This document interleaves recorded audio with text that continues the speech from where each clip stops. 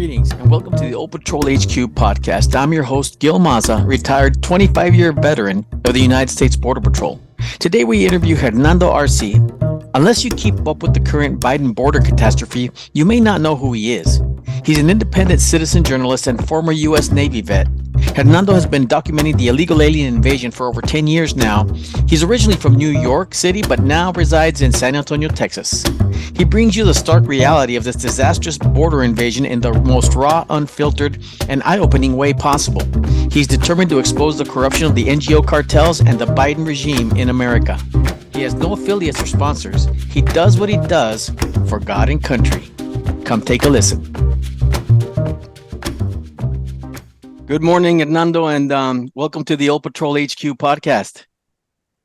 Thank you. Good morning, Gil. It's a pleasure and honor to be here on your Border Watch Daily show.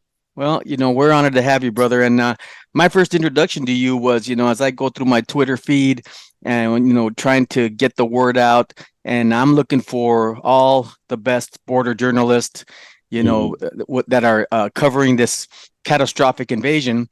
And one day I opened up my Twitter feed and this guy named Hernando Arce had thrown out a recommendation for my page. You got about a little over 27,000 followers right now on Twitter. And my gosh, overnight you bumped me up about 70 people in my Twitter feed. So I owe you for that. But I'd like you to start out, because I went to your page trying to figure out who you are. And my gosh, bro, you are in the front lines of this thing. You're in the face of the NGOs, in the face, I call them NGO cartels. And you have got, your approach to this is unapologetic, raw, unfiltered. You're not here to appease the Republicans or appease the Democrats. Nobody. You're here to just feed us that information straight from the source, straight from what's going on. And you've suffered for it as well. So tell us a little bit about who Hernando was before journalism and then how you ended up in it. Tell us about that, horrific experience with that arrest you had and what happened there, and bring us up to date to right now, so then we can get started to talk about the meat of this interview, which is going to be the entire cancerous structure of this NGO cartel in our country. Absolutely. Well, my story begins in New York City about 12 years ago during the Obama administration. I was born and raised in New York City, blue-collar family. My parents are Colombian American. My mother came in here the right way, the proper way, legally, 1964, when John F. Kennedy, before he was assassinated, opened up the policies for not just Anglo-Saxons, people to come in, but from people from South America, Central America, and the Caribbean. And my mother was part of that surge, that legal surge during the mid-'60s. And so from there, as growing up in New York City, my neighborhood of Corona, Jackson Heights, Queens, slowly got inundated with illegal aliens. And back then, 20 years ago, 30 years ago, it was mostly Mexicans that were coming in. Majority of Mexicans, and so, but slowly the last 10 years, it was Central American, South American. And it got to the point where I didn't recognize my neighborhood anymore, right? Gil, the streets looked like a third world country, flea bazaar show. There was no law and order, prostitution, drugs, everything. It's just the quality of life deteriorated before my eyes. And I was disgusted. And what I did was I picked up my iPhone. It was like an iPhone 4 or 6 at the time, right? And I started recording in the streets of Queens what was happening to my city. And eventually, Gil, I decided, you know what? I have to get up and go, move. Where do I move to? And my sister lives here in San Antonio, Texas. And so I got up and moved to Texas, the rugged, rough individual liberty state, the come and take it, don't tread on me state that everybody God's country, has. yeah. God's country. People have those bumper stickers on the F-150, don't tread on me, rugged individualism. To find out, unfortunately, Gil, that guess what? In the last 3 years, they already took it. Don't tread on me. They already treaded all over your face and give you the middle finger while they're doing it to you. 2 of them. Right.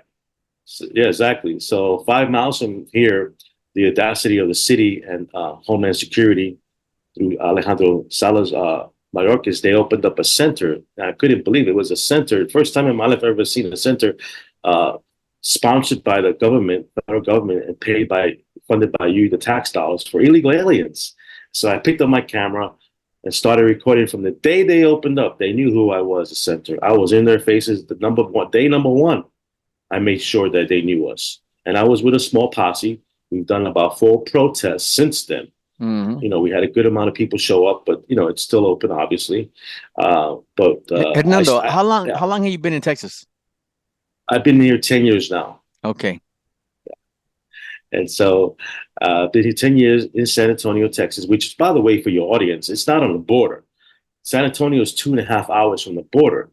So I bring you, the followers, a perspective of, okay, these illegals have journeyed 6 countries to the border. They surrendered or they use CBP-1. There's a difference. We'll get into that later if we like. Yes. And now they've been bussed into the interior. The first stop is a lot of times San Antonio. And there's dozens of these centers around. I call it the American Replacement Center. That's what's happening. We're being replaced. Agreed. And it's not a conspiracy theory, Gil. And so I'm at the point where, okay, they're here. They got their arrest documents in those yellow envelopes. Now what? Now what? The answer is they're homeless.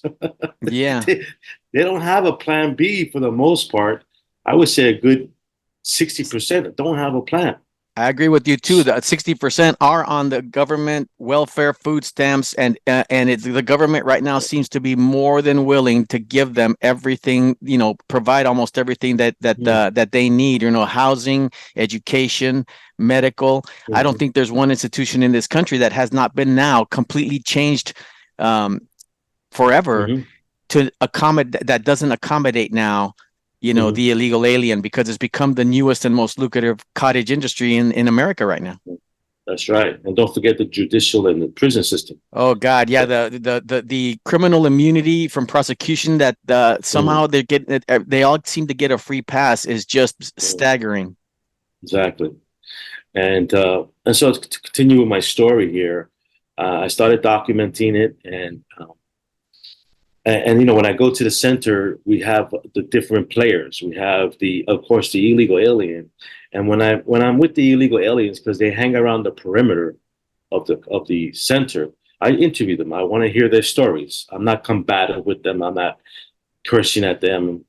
I'm just every illegal has a story, and I want to capture that for the audience, and I want to document it, because the left is going to try to rewrite history and say that never happened, or that wasn't a process. Yeah. Well, no, I have it on camera, and I have it on black and white, because unlike a lot of journalists, and I don't know why they don't do it, independent journalists, I've read those documents a dozen times, and they change. The documents are different, depends on how you come into the country. And so I have it in black and white, the documents, what they receive. It doesn't say anything about refugee asylum. There's maybe one checkbox in the first page of their arrest that talks about asylum refugee officer, and then they have a couple of check boxes. For the most part, those boxes are never checked. And the fact that these people have been arrested, the first line says you have been arrested. So you're not a refugee asylum seeker if you've been arrested. Yes. And Big Gil, that's your expertise. I don't know. I'm at a CBP for 25 years like you are, but I'm trying to put the pieces together. Yeah. And so, yeah. And I think what one of the things that's that Mayorkas is banking on and trying to convince not only Americans, but even convince our own agents and officers in DHS and CBP is that, look, I understand that these guys are not here on legal asylum claims. They can't qualify for legal asylum claims. You can't come here because you're poor. You can't come here because you're experiencing violence. But we're releasing them into the country as the holding tank so that we can come back later and process them and then find out that what we already know, that their asylum claim is fraudulent, and then we'll send them back. That's seems to be the logic that he's trying to sell here. He's trying to make up for all the damage that Trump did in his administration, and we have a broken illegal immigration system that has to be fixed. And it's like, when Biden took office, we were literally over 80 years had the most secure border we've had in Mm-hmm. over 80 years. Now, that doesn't mean that we don't have 100%, that we have 100% that doesn't come in. Yeah, people still Sure. come in, but we had 100% Border Patrol on the line catching the majority of it, right? And Mm-hmm. knowing what was coming in. But Mm-hmm. I think that's part of the mental process that he uses to try to convince America Mm-hmm. that this is a legal and humane way of doing it. Mm-hmm. Yeah, it's a sleight of the hand. And Yes. for most Americans, they fall for it because they have the media doesn't educate the consumer. They don't educate us, the media, and that's where we come in as Yeah, independent citizen journalists, because I capture stories that the media is not talking about. Uh, absolutely. we'll talk about that in a minute, but just to Okay. complete the story here, No, you please go, keep know, going. I'm at the center. You got the players, you got the illegal aliens, and their fake, fraudulent asylum seeker applications. And when I interview them, I say, "Do you come here for work, or do you come here for fear of persecution?" They look at me and they pause because they know they've been coached, and then they say, Yes. "Persecution, critical critical fear of persecution," but they took a pause because really they're on one-on-one with me in the street. It's not a formal interview. I know they want to say economic reasons, and Yes. during the interview, when I break it down for them, well, what kind of persecution, what evidence do you have of this? Well, I got this story about me driving a taxi or owning a business and they extorted me for money. But it's a story. It's like they don't give me any proof ever, ever. Yeah.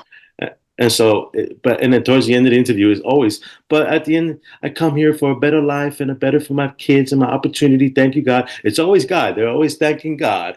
And I'm Yeah. a God-fearing Christian. I get it, but I sometimes tend to see that it's a little bit on the fake side.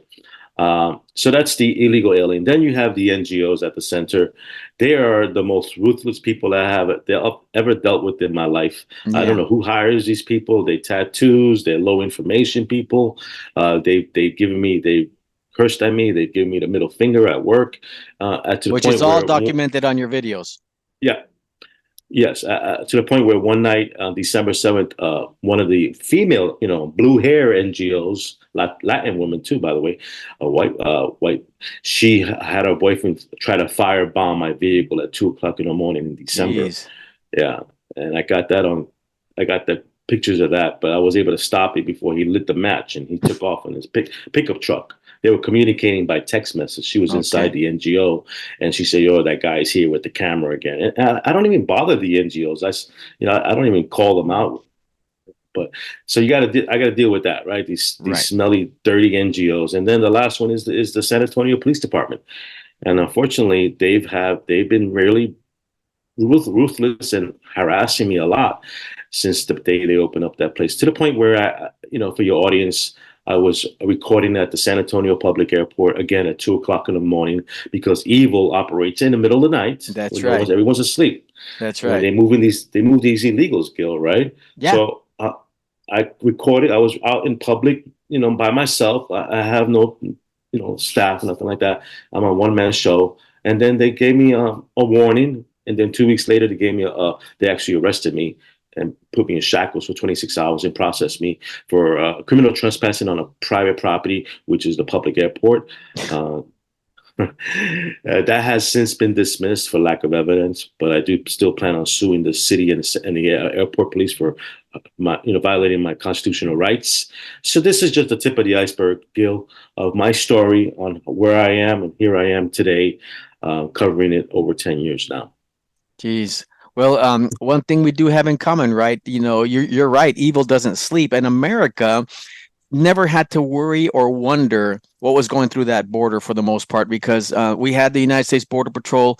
We have a proud history of it. We're Mm. about to celebrate our 100th anniversary being in existence. Except for the last 3 years, I don't know how we're going to celebrate that, but we out there in the middle of the night, out there, like you said, evil does not sleep. We're the ones intercepting those people coming in. And Mm. when I say people, I mean monsters. If America truly knew some of the stuff Mm. that comes through there that we intercept, they would not sleep. And so now Mm. it's like we have this complete open funnel. I call it, Hernando, the greatest and deadliest taxpayer funded human smuggling event and border security breach in the history of this country. And I believe 1000% that every measurable metric will bear that out. The record entries, apprehensions, releases, gotaways, fentanyl, human trafficking, child trafficking. I believe DHS-CBP has delivered more kids to sex traffickers than ever before in the history of this country. Right. And they've become, unfortunately, in this administration, they've become the facilitators, not the protectors. They were literally created out of nothing to protect America after 9/11. And now, even the other night, Mayorkas was asked if we're safer now than we were before 9/11. Everybody with a brain knows the reality of that. But yet we constantly, the public, through the gaslighting of DHS CBP, through the media, the mainstream media, still believes that this is just a concoction made by the Republicans or talking points by the right. When they see your videos, they see all these other border journalists, which we're trying to funnel all of you guys into Border Watch Daily so that this becomes like a one-stop for all. You're featured on there. All these things. But one thing that they fooled me, and that's the NGOs. When I worked as in the Border Patrol, I had them in the back of my mind. Yeah, okay, so these NGOs are trying to help. Okay, whatever. Never truly gave it much thought. But ever since then, and ever since I retired, I've come to realize that this NGO transnational cartel is a cartel. Let's make no mistake about that. They're taking the aliens that come in, that get processed and released as quickly as possible, most of the time without even the time to vet them, releasing them into the country, and now they're handed over to these NGOs who America assumes are just these humanitarian, compassionate, actors in here just trying to care for these illegals while they're here. But you know a different story, don't you? Sure do. I sure do. The NGOs do the dirty work for the federal government, and that's their purpose. So the government doesn't have dirt on their hands. And unfortunately, when you mentioned it in the beginning, you gave them a pass because maybe in the beginning they did have good intentions. But now it's become a multi-billion-dollar industry. And unfortunately, money's involved. And the love of money is the love of money, right? And so in regards to NGOs, from my perspective and what I see at the center, the American Replacement Center, I didn't go to school for journalism. I definitely didn't go to school for researching, and that's a whole different ballgame when you have to follow the money, because there's a lot of paperwork and tax returns. And thank God I have followers that in my group that send me information, and they're researchers. So I'm blessed to have those guys so that I could put a story together and put the dots together. So basically, my center, and there are dozens of centers like this across the board. Oh yeah. I'm not the only one out there. I am the only one filming on this one every day, but there's other centers that could be filmed. And unfortunately, Americans are not picking up their iPhones to film, but for the most part, there are 3 NGOs here. The first one is Catholic Charities of San Antonio. Yeah. Catholic Charities has different chapters in every state and every city. There's dozens of them. The mothership is called Catholic Charities USA. Now, the people, I get arguments sometimes, well, that doesn't have nothing to do with the Catholic Church. It's just using the name. Excuse me, but every Catholic Charities chapter has an archbishop on the board. That means they've been endorsed by the Catholic Church. Okay? An archbishop on the board. So they are related to the church. Absolutely. Okay, they're a wing of it. They're a proxy of it, like they say. So that's the first player. And then we'll talk about the money. The second player is called Endeavors. Endeavors family is the mothership. They're one of the largest NGOs in the country or even the world. And they're responsible for the unaccompanied alien children, UACs, they call them. We'll get into that on how much money they get, but they get paid through HHS, not through FEMA, like these other NGOs. And then you have a third NGO here at the center called Interfaith Welcome Coalition. And basically, they're the smaller one. They're just greeters. They're welcomers. They welcome you at the door. They're usually volunteers or senior citizens that that have good intentions but are misunderstood what's really going on. Yeah. Then you have other ones. You have Lutheran Church, Baptist Church. Yeah. You have United Way, the Boys Club of America, United Way, and then the last one I see here of the players is the food banks of San Antonio. Food banks where where the food is supposed to go to homeless people, homeless veterans, are going to illegal aliens. Yeah. So those are the players, Gil, that I'm seeing here. Um, and we could talk about the funding they've received if you like now. Yeah. Uh, Yeah. Well, the thing about these guys as well is that people don't also realize, or no, I don't know if you know, how many retired, DHS, CBP, HSI, players, customs, and all that retired are on the advisory boards on here, mm, making millions in yeah, stipends as advisors for these NGOs. that's correct. Uh, James O'Keefe did an expose on one of the former officers, employees of Endeavors.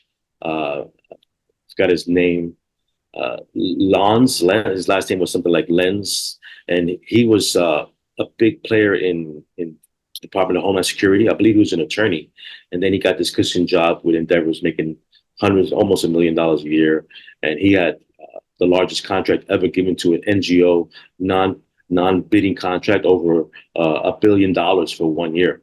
Yeah. So Yeah. so yeah. So yeah, and that's taxpayer, a lot of it is taxpayer funded money. Not only to mention that all the contracts now to feed, transport, medical, security, and all those things. I Mm, think people saw the writing on the wall and they realized there was going to be money in it. And now billions of dollars in contracts are being paid out to former mhm, employees, to former retired, mhm, DHS, CBP, and a lot like that. And I don't begrudge anybody the American, capitalism and the American dream, whatever. But right now, taking advantage of a situation like this to, that's already catastrophically, ruined, cities across the border. Almost every major city now is a border city. And we'll talk about the crime too, where all mhm, these internet, and this isn't just like, a Mexican cartels. Everybody thinks that they're these, country yokels that are just still functioning with, like cavemen, with rocks and mhm, sticks. They don't understand that this is a highly, highly funded, intelligent. We've probably educated most of their mhm. leadership in finance and in terrorism. We probably run them through all our law enforcement courses. So these aren't just a bunch of yokels out there smuggling people in. This is a network. This is a monstrous, and the money is endless for them. The money's Right. endless. So this whole NGO thing, right? And it all comes down Mhm, to the money, doesn't it? Because again, like you said, we tend to think, well, it's compassionate. I don't like to call this a humanitarian crisis, even though it has that aspect to it. Because yeah, now you have a bunch of human beings either coming in on their way or on in this country that are completely helpless. But this is a disaster that was intentional, mhm. purposeful, and and it has an end goal in mind. It's a tactical plan. So talk to us about how this network of NGOs works to all of us. Like I said, like you're talking to a Marine who's still eating crayons and drawing in his coloring book. All right. Okay. Well, it all starts with the mothership, as I call it, the United Nations, Yeah. and the Global Compact of Migration. Your audience can Google it. This has all been planned 10, 20 years ago. Global Compact of Migration. Obama signed us into this refugee program, as well as other Christian westernized nations all over the world. UK, Italy, France, Ireland. That's why we're seeing it globally. This invasion of third world countries, savages coming to Christian westernized nations to destroy it. And so from there, it's trickled down to the World Economic Forum, IOM, the International Operations of Migration. And so that's how it's trickled down to NGOs in South America, Central America, Africa, the whole world. Mm-hmm. And then from there, it goes down to your local county. And so if when Obama got us into that program, Trump was a wrench in the spigot, because People forget, but these illegal caravans started during Obama. It didn't start recently. So my theory is Obama started the push for illegals to come in. It was a slow spigot. It was open spigot, but it was controlled. Once Trump became president, that wasn't the plan with these world economic people, Yeah. right? These elites. So they lost 4 years of that spigot being open. And because Hillary Clinton was supposed to continue the spigot open. So once Trump came in, he shut it down completely. He messed up the whole plan. And that's why we have, when Biden came back, by the way, Trump got us out of that program. He Yeah. just got us out. And then Obama put us in it his last year of his administration, by the way. And then Biden, the first 30 days, he opened up back to into that program, but they had lost 4 years. Now that they had lost 4 years, they had to fast forward and open the spigot to blast. And Well, that's why we saw break it. the spigot off. Yeah, pretty much. I think that's my theory on what happened. And so getting back to these NGOs, uh, there's reports stating that since the Biden regime started, we at the end of his regime will have spent almost $1 trillion on the whole operation. That's including, the military getting involved, the Yep. armed forces, and on down, almost a Yep. $1 trillion.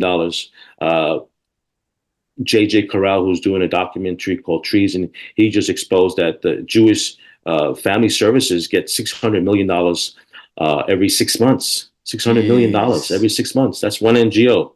But more locally, from where I'm sitting, the Catholic Charities of San Antonio, they get like drawers. I call them drawers from the government, from FEMA, through a program called Shelter and Services Program. There's different programs. There's a food program, and then there's a shelter and service program.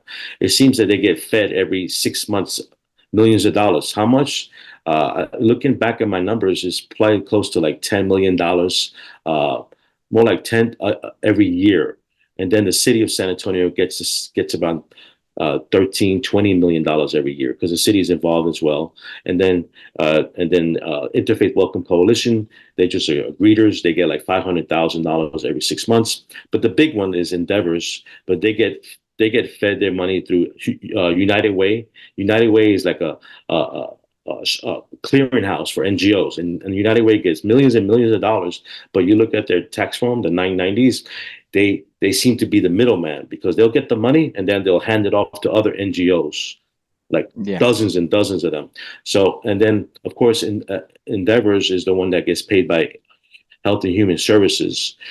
In the last 3 years, each year they've cleared over $1 billion a year. That means that their operations in Pico, Texas. You familiar with Pico? That's where they have the children camp, where they house thousands of children that are being pretty much just held kidnapped by the government, because they have no parents to go to. They're just, they've just been left on a company. That operation was $100 million a month to run that Pico, just one camp, $100 million a month. Gee. So this is what I'm seeing, and I'm trying to put the pieces of the puzzle together. It hasn't been easy, but I've been able to document this much so far, Gil, and uh,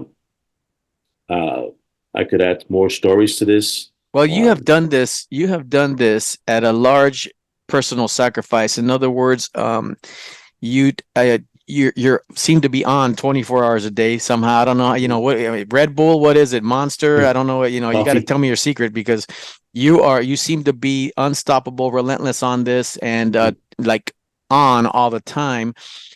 Um, man, I just trying to take this all in.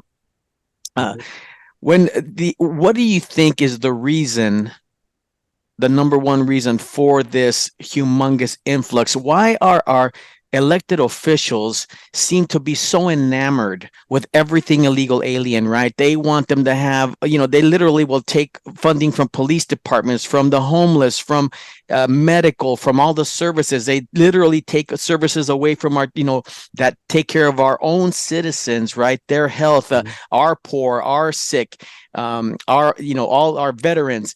Why are they so enamored with this entire illegal immigration phenomenon process?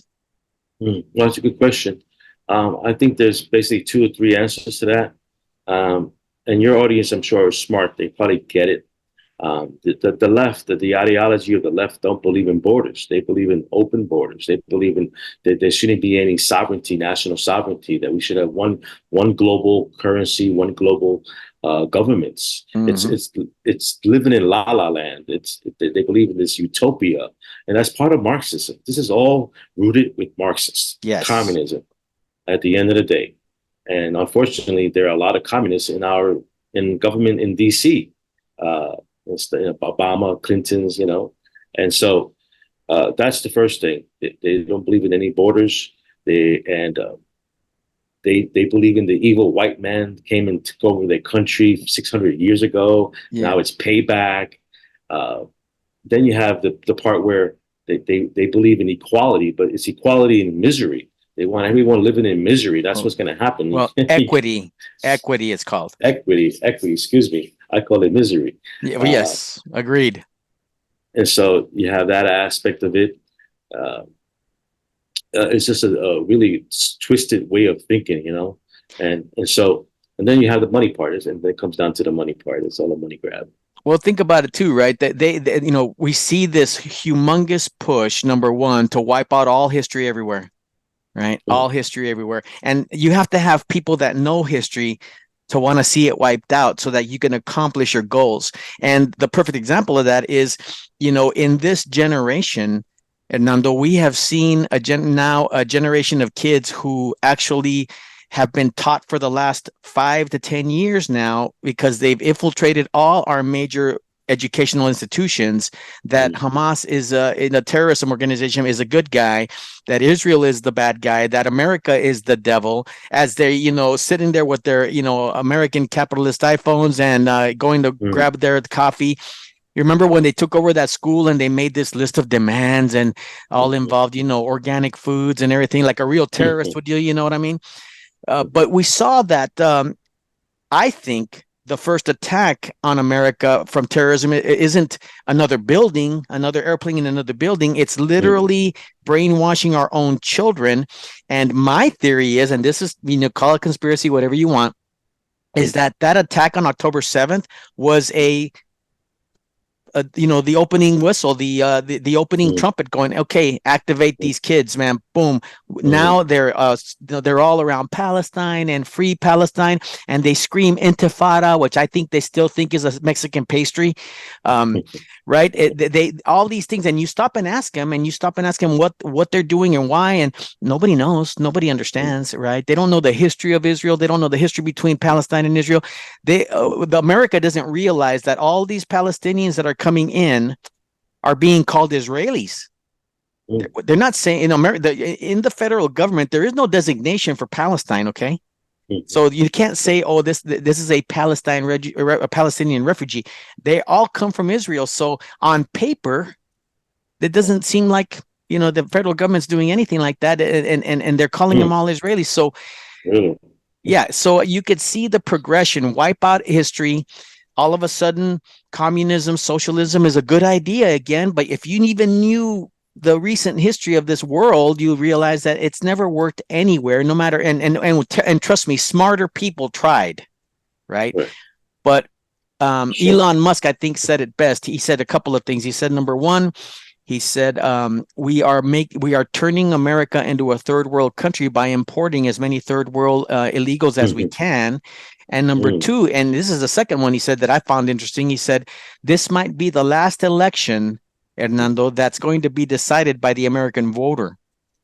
Now mhm, we can argue whether or not the previous ones were, whatever, and the last election, we all have our mhm. theories, but I found that to be pretty intense and poignant. What do you Yep. think? I think he has a point there. When I'm on the boots in the ground documenting, we have Obamacare volunteers at the center registering illegal aliens. And I've approached them and say, why are you registering these people? They don't qualify for Obamacare. They don't have a work permit, Yep. although they are fast tracked in that now. I don't know if I told you this, but I interviewed one illegal the other week. He was excited to get his work permit. I'm like, dude, you're not going to get your work permit for years if you're lucky. After you apply for refugee asylum, you have to wait 150 days to get it, maybe. As if you get approved. And he goes, no, they took a picture of me at the border and I got the document. I'll show it to you. He pulled out a document. I've never seen it before. It says authorization to use your mugshot because you got arrested to use this photograph of your face because they do my biometric check, right? Right. But we're going to use this picture of your head for a work permit. I've never seen this document before. Maybe you can enlighten me, Gil. But Well, I've been out that's 3 years, so I've never seen anything like that ever in my yeah. 25-year career in the Border Patrol. Never seen anything like that. Granted, Mm-hmm. almost immediately. Well, Hernando, you got to give them a little grace, though, right? Because New York needs good swimmers, right?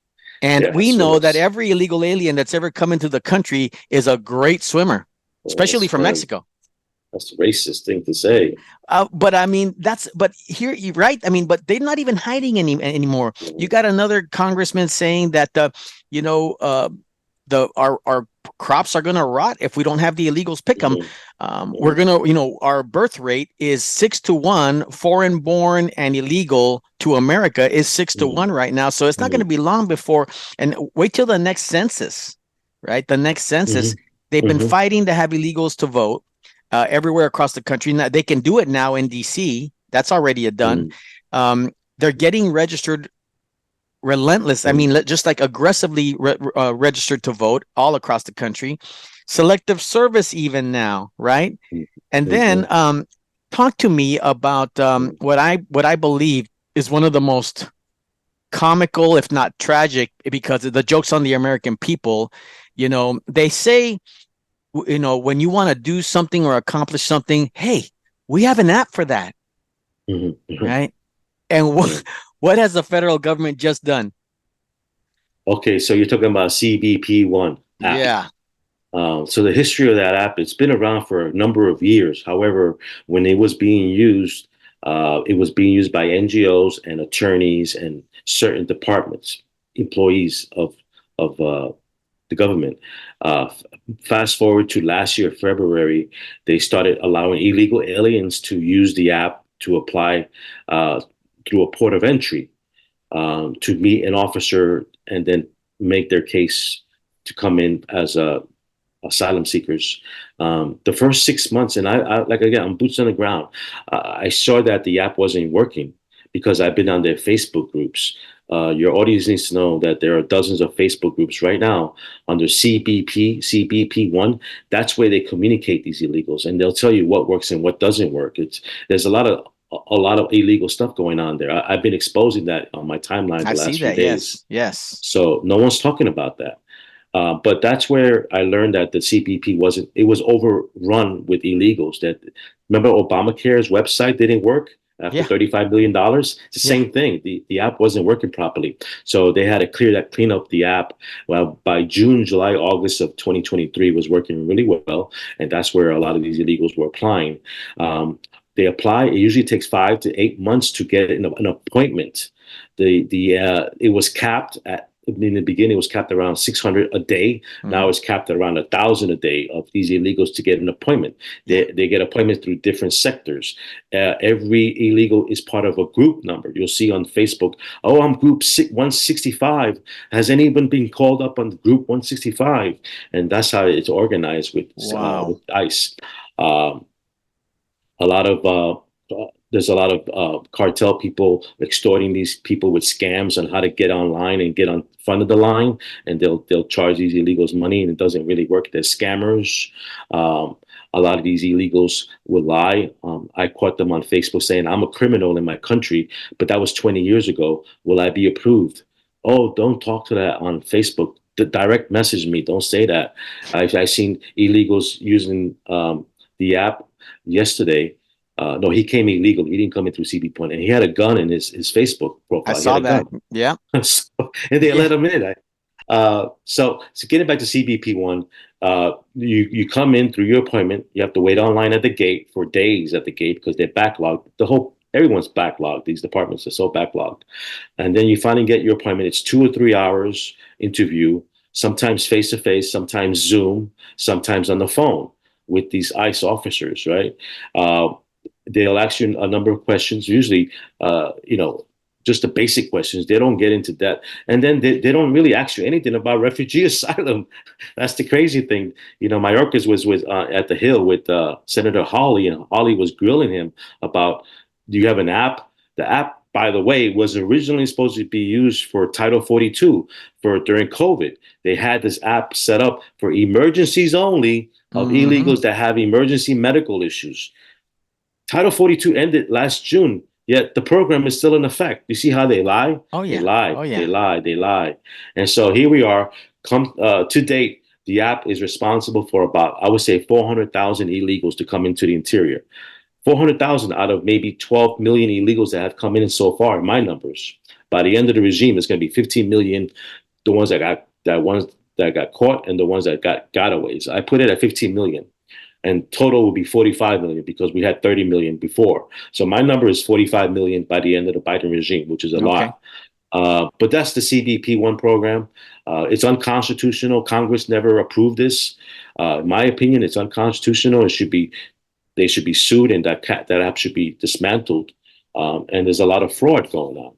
So have you seen where the cartels, both worldwide and in Mexico, have actually co-opted this CBP-1 app and now sell VPNs where you can apply from any place in the world, and then and then fly in? And when you walk up to DHS CBP, the DHS at the airport, you just show them your appointment, and they've let these guys in. That was early on. So I mean, they think these cartels are just these primitive organizations. They don't understand that we're dealing with a high-level syndicate, Mission Impossible, enemies of the world type of level villains out here. That and we are applying UN rules to this entire illegal alien process. So here's my question to you, Alejandro Mayorkas. I am always shocked, Hernando, that even my brothers in green, some of my brothers in green that are in the brass and the Border Patrol and throughout DHS, think this guy is the good guy and just a victim of circumstance in this administration. Does that blow your mind? I'm shocked. Really, are you serious? Yes, I am 100% serious that even within the patrol and within CBP DHS, we got men and women that think this guy is the good guy. That's a big problem. Oh, but that must be a small percentage, Gil. Well, it's probably mostly upper brass, not much of the rank and file for sure. Upper brass, because I hear from the rank and file all day, every day, right? So I know that, but up on the upper levels, right now, the people that are coming from the academy that are being hired to become Border Patrol or become, CBP, DHS, and the ones being promoted are starting to become more and more and more and more sympathizers of this administration's border policies. And Alejandro Mayorkas, what do you think is his role in this entire thing? Mayorkas, who's his family's from Cuba, he's a non-Marxist. He was in Panama, by the way, with Michael Yan, overlooking the Chinese camps. Yeah, he's a traitor. To me, he's a traitor. He's just single-handedly. He was part of the Obama administration. He was part of the Obama administration. Yes, and he didn't do this during the Obama administration. He knows what's right and what's wrong because what he did back then made more sense than what he's doing now. So he totally did a 180. I don't know much about Mayorkas personally, but I know he's a traitor. He should be hung. Well, J.J. Carroll does it, and we're good buddies, although he won't claim it. In his book in chapter 4, he writes about Mayorkas. And number one, the guy's the author of DACA. Number two, this guy has been training for this moment, Hernando's his entire career, and I believe that this plan was in effect since Obama, and in Trump's era, I believe that he did stop the spigot, but they still tried to disrupt his presidency by by those large caravans that came in. I processed hundreds and hundreds and hundreds of those people, and not one of them. I would have maybe one or two out of the thousands I processed would have qualified for asylum whatsoever, right? The first word out of their mouths when they talk to me, they're standing in front of me. I'm running their information, and they're like, "When do my benefits start? When do I start getting paid?"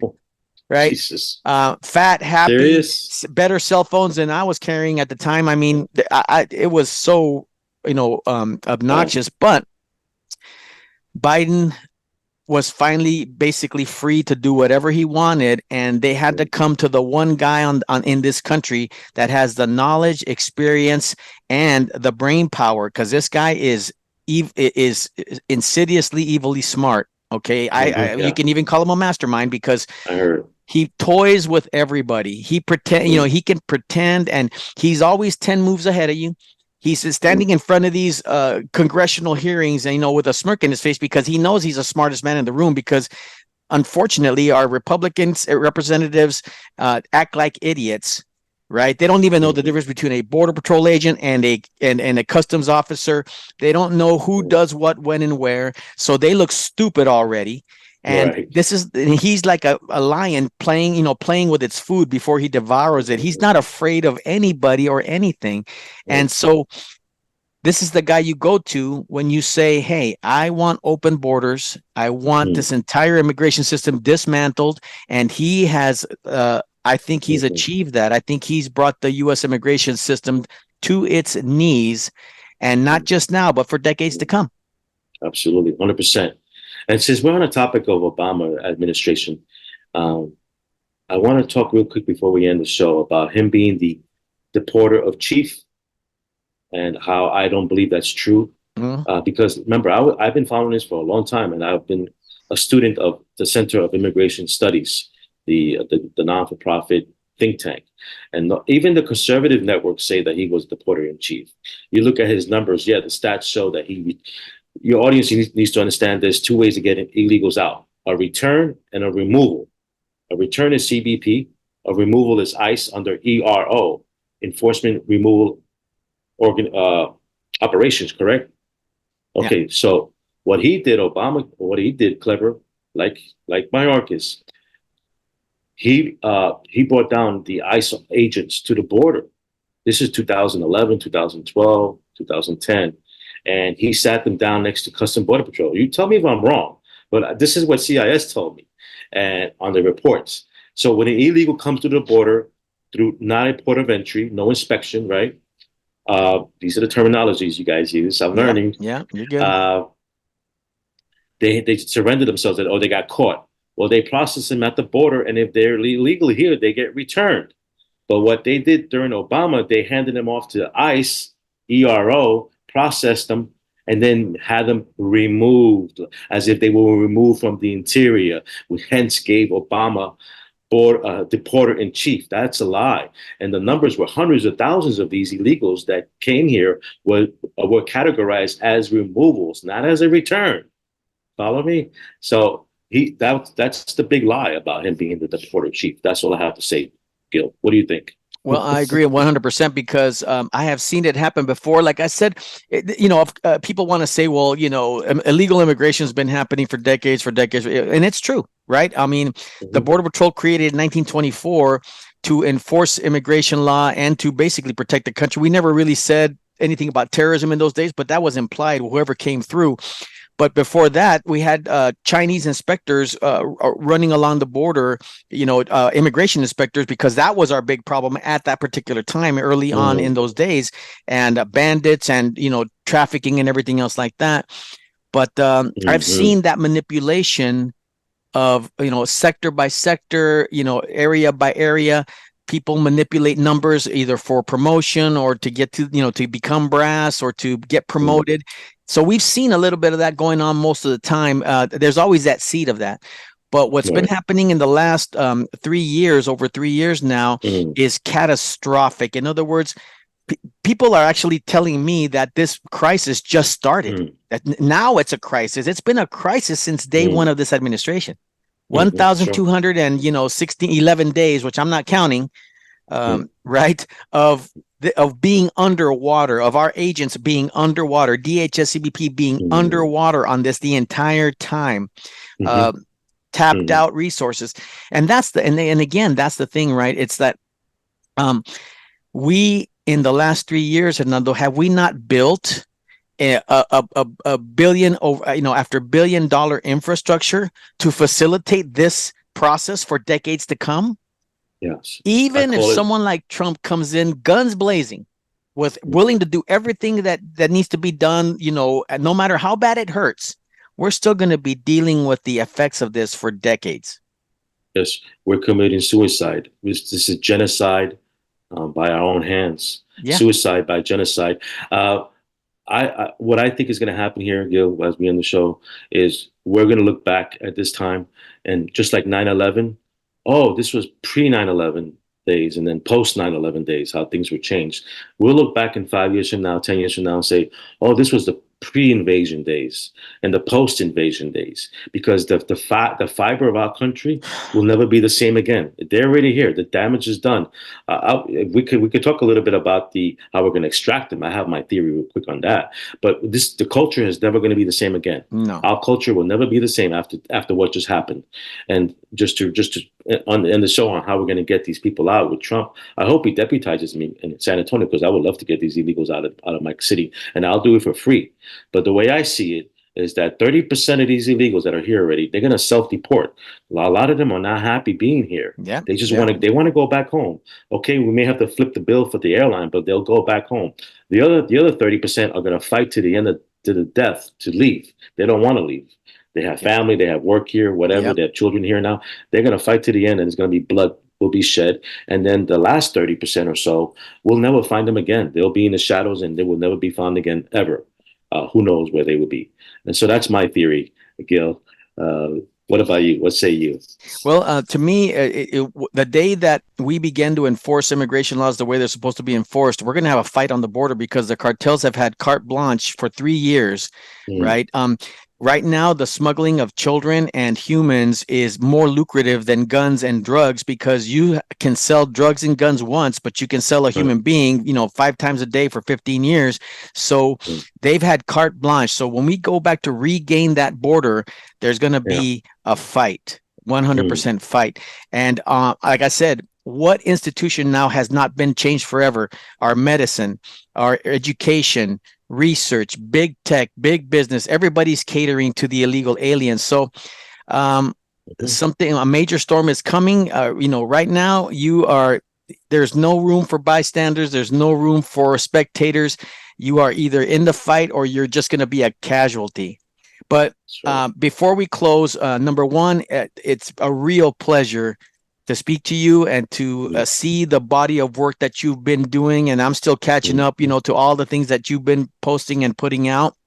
And I'd like you to tell us how we can help out in your effort. Tell our audience how we can participate in your effort to keep the truth in our face and keep taking the fight to them. Thank you. Thank you. Well, if you want to chronologize of my videos, go to my Rumble account. It's my name, Hernando Arce, because Twitter is hard when you scroll up. Yeah. So Twitter, you can also just click on media, and that'll show you all the media that I posted instead of reposts of other people. Okay. So, but I really encourage you to go to Rumble. All my videos are there. And so, like I said in the beginning, I don't have a sponsor. I don't have any products I'm selling. I do this because of my passion to save my country, and and all my videos, I do this for God and country. I really do, and I believe in illumination leads to elimination. I got that from Jason Jones, another great American patriot is exposing the cartel. He's the number one exposer of the cartel, who wants to designate it as a terrorist organization. We should do that, absolutely. But I'm a one-man show. I have expenses and I have lawyer fees because I'm planning to sue the city. So I have a Give, Send, Go account. If you could share that, it's on my Twitter account.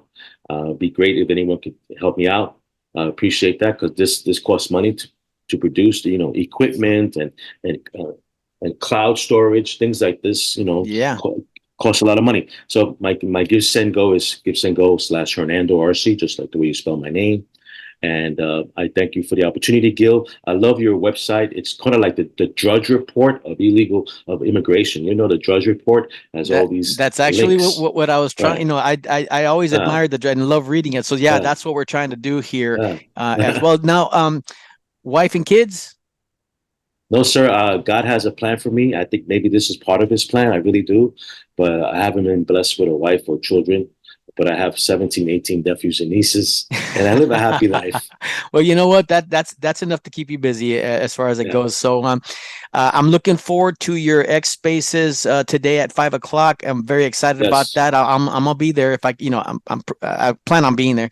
But I'm also Yep. excited that you and I are going to collaborate in the future along with other people Mm. with our own X Spaces, and I'm looking forward to that because today was just literally a minute percentage of the entire Hmm. picture of this monstrosity. We didn't talk crime, we didn't talk all these other things Yep. involved here, and it is threaded with between, in the midst of every aspect of our society right now. It's all threaded in there, and we have a Hmm. lot of conversations to still Yeah. have in the future.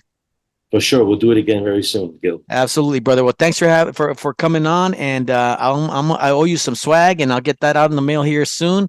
It's like the Appreciate federal government says, it's in the mail.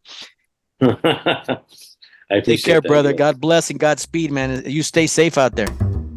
Thank you. God bless you too. God and country. Amen.